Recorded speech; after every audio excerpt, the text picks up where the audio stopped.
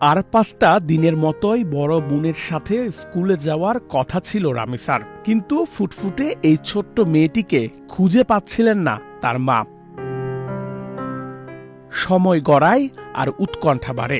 ঘরের ভেতর, বারান্দা, সিঁড়ি সব জায়গায় খোঁজা শুরু হয়। পরে ভবনের অন্য বাসিন্দারাও যোগ দেন সেই খোঁজে।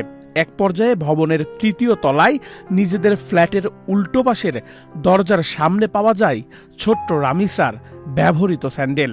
তখনই সন্দেহ আরও ঘনীভূত হয়।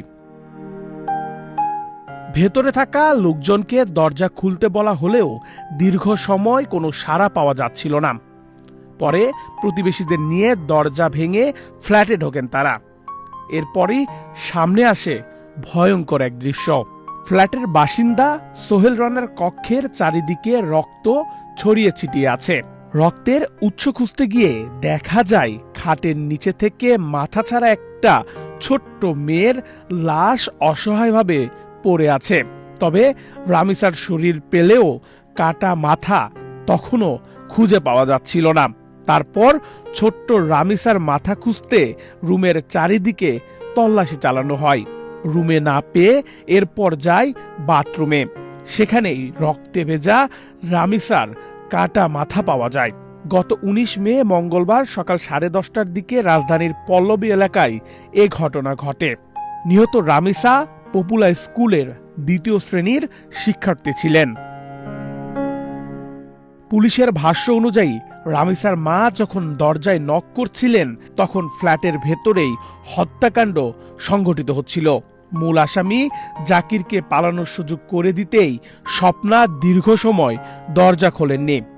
জাকির পালিয়ে যাওয়ার বিষয়টি নিশ্চিত হওয়ার পরই তিনি দরজা খোলেন।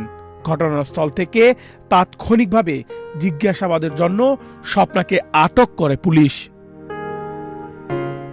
রামিসার পরিবার ওই ভবনে প্রায় 17 বছর ধরে বসবাস করলেও অভিযুক্ত দম্পতি মাত্র 2 মাস আগে বিপরীত পাশের ফ্ল্যাটে ভাড়ায় ওঠেন। পুলিশের কাছে স্বপ্না জানিয়েছেন তার স্বামী জাকির বিকৃত যৌন লালসা পছন্দ করত। তার সাথেও এমন পাশবিক নির্যাতন করেছে। রামিসাকে দেখে ভালো লাগার পরই তার স্বামী জাকির বাসা পাল্টিয়ে 2 মাস আগে এই ফ্ল্যাটে বাসা নিয়েছে, যাতে বিকৃত যৌনাচারের স্বাদ মিটাতে পারে। জাকিরের স্ত্রী স্বপ্নার ভাষ্য মতে ছোট রামিসাকে টেনে হিচড়ে রুমে আনার পর তার স্বামী রামিসাকে ধর্ষণ করার চেষ্টা চালায়। এতে রামিসা ছোট হওয়ায় তার রক্তক্ষরণ শুরু হয়। রক্তক্ষরণ টের পেয়ে জাকির দ্রুত গলা টিপে রামিসাকে হত্যা করে। এরপর কেউ যাতে টের না পায় তাই স্বপ্নাকে সাথে নিয়েই লাশ গুম করার জন্য রামিসার শরীর থেকে মাথাটা কেটে আলাদা করে ফেলে। জাকিরের পরিকল্পনা ছিল মাথাটাকে এক জায়গায় ফেলবে এবং শরীরটাকে অন্য জায়গায় ফেলবে, যাতে কেউ লাশ চিনতে না পারে। কিন্তু তার আগেই রামিসার মা দরজার সামনে চলে আসায় সেটার সম্ভব হয়নি। জাকিরও ততক্ষণে জানালা কেটে পালিয়ে গিয়েছে, আর তাকে পালাতে সাহায্য করেছে তার স্ত্রী স্বপ্না। জাকির পেশায় একজন রিকশার মেকানিক। নৃশংস এই হত্যাকাণ্ডের মাত্র 7 ঘন্টার মধ্যেই প্রধান অভিযুক্ত জাকির হোসেন ও তার স্ত্রী স্বপ্নাকে গ্রেপ্তার করেছে পুলিশ। নেহাল আহমেদ প্রান্ত, বাংলাদেশ প্রতিদিন।